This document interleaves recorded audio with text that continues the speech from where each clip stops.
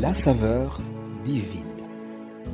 Cette bonne nouvelle du royaume sera prêchée dans le monde entier pour servir de témoignage à toutes les nations. Alors viendra la fin. Préparation et présentation, Immaculée Milanesa.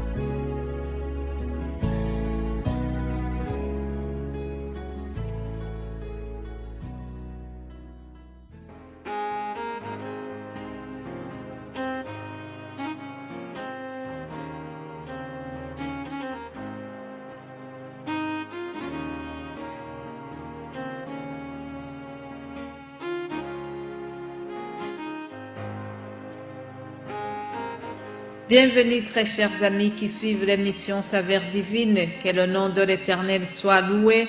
Rendons grâce au Seigneur pour le souffle de vie qu'il nous donne encore ce mardi. C'est ici la journée que l'Éternel a faite, qu'elle soit pour nous un sujet d'allégresse et de joie.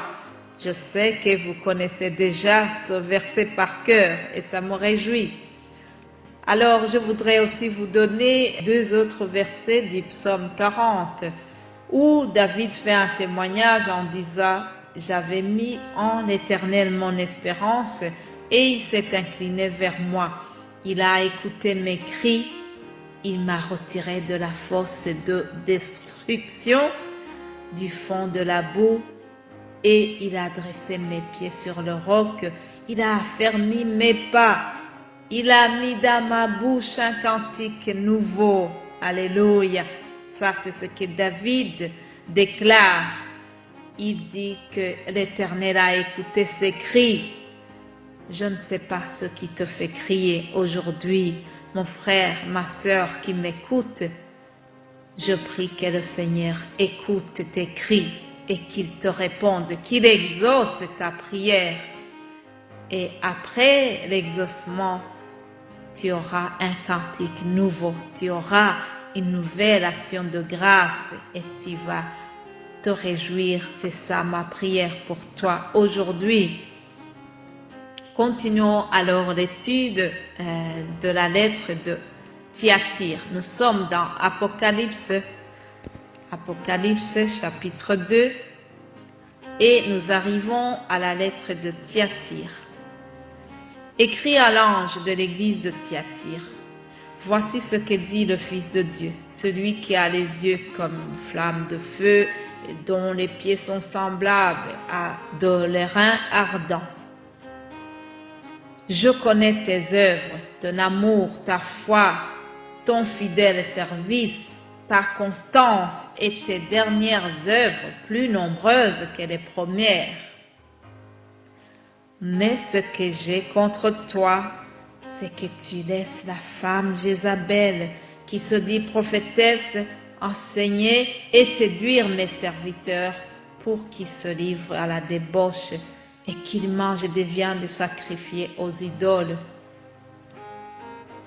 Je lui ai donné du temps afin qu'elle se repente et elle ne veut pas se repentir de sa débauche. Voici, je vais la jeter sur un lit et envoyer une grande tribulation à ceux qui commettent adultère avec elle, à moins qu'ils ne se repentent de leurs œuvres. Je voudrais m'arrêter ici pour la lecture, mais je vous propose de continuer vous-même la lecture de cette lettre. Passons seulement à l'analyse.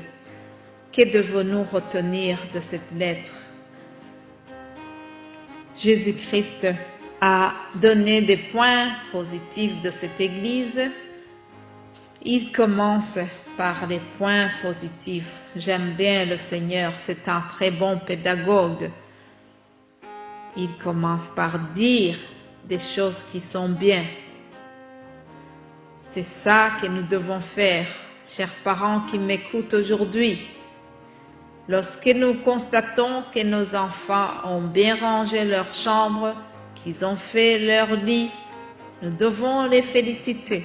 Lorsqu'ils rentrent avec un bon bulletin, nous devons leur dire bravo. Il faut toujours souligner des choses positives chez nos amis, chez nos enfants. chez nos conjoints. Et ça, c'est très bien parce que lorsque nous passons à la critique négative, ça passe bien. C'est ce que Jésus a fait d'abord à cette église. Il a reconnu que ils ont des bonnes œuvres, qu'ils ont de l'amour, de la foi, et ils ont persévéré dans les bonnes œuvres. Mais malheureusement, à côté de cela, ils sont tombés dans l'immoralité, ils sont tombés dans l'idolâtrie. Nous voyons que Jésus fait le lien avec Jézabel de l'Ancien Testament. La reine Jézabel avait incité le roi Akab et tout Israël à adorer Baal. Donc le nom de Jézabel est vraiment synonyme de séduction, de provocation, de l'idolâtrie et de l'immoralité. Jézabel, ce n'est pas du tout un prénom qui est accompagné d'une belle histoire. Je ne donnerai jamais le prénom de Jézabel à mon enfant, connaissant l'histoire de Jézabel de la Bible. Désolé pour ceux qui portent ce prénom. Alors Jésus fait le lien avec donc le Jézabel de l'Ancien Testament pour montrer à l'Église la gravité de la situation. Et surtout, c'est pour les amener à prendre des mesures disciplinaires qui sont concrètes. Oui, Jésus veut que les gens se corrigent. Il voulait que les chrétiens de cette église puissent réfléchir et se corriger. Au verset 21, nous voyons que le Seigneur dit qu'il leur a donné du temps pour se repentir. Verset 21, il dit ceci. Je lui ai donné du temps afin qu'elle se repente, et elle ne veut pas se repentir de sa débauche. Chers amis, c'est de la même façon pour nous. Aujourd'hui, nous sommes sous l'état de grâce. Le Seigneur donne du temps pour tout le monde, pour pouvoir se repentir, pour pouvoir abandonner les péchés. Mais ça ne sera pas toujours comme ça. Il viendra un jour où Jésus viendra juger ceux qui ont refusé de se repentir. Ce temps de grâce ne va pas durer éternellement. Jésus prend encore de la patience. Alors profitons de ce moment pour se repentir, pour abandonner l'idolâtrie de toute forme, pour abandonner l'immoralité, pour abandonner l'adultère, pour ceux qui sont dans l'adultère. Abandonner tous les péchés.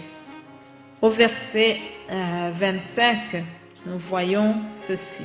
Il dit, seulement ce que vous avez, retenez-le jusqu'à ce que je vienne. À celui qui vaincra et qui gardera jusqu'à la fin mes œuvres, je donnerai autorité sur les nations. Il pètera avec une verge de fer, comme on brise des vases d'argile, ainsi que moi-même, j'en ai reçu le pouvoir de mon Père, et je lui donnerai l'étoile du matin. Que celui qui a des oreilles entende ce que l'Esprit dit aux églises. Chers amis, Jésus nous donne encore du temps pour se repentir. Il nous prévient, mais aussi il nous dit que celui qui aura vaincu aura une récompense. Oui, chers amis, il y a une récompense qui nous attend. Une récompense est gardée à ceux qui auront persévéré jusqu'au bout, à ceux qui auront gardé la foi jusqu'au bout, à ceux qui auront vaincu les tentations et les afflictions de ce monde. Alors, continuons le combat. Nous devons garder le combat contre le péché. Ce combat est vraiment permanent. Nous ne devons pas perdre la patience. Nous devons vraiment continuer à lutter, à se repentir, à persévérer dans les bonnes œuvres et à garder le combat de la foi, comme dit l'apôtre Paul. Gardez la foi, gardons la sanctification jusqu'au retour de notre Seigneur. Tenez-nous fermes. C'est ce que le Seigneur nous dit. Il dit qu'il viendra bientôt pour donner la récompense. Alors toi qui viens d'écouter ce message, je te souhaite vraiment de recevoir cette récompense qui est destinée à ceux qui auront lutté jusqu'au bout. Alors passez une excellente journée et nous allons continuer demain pour la suite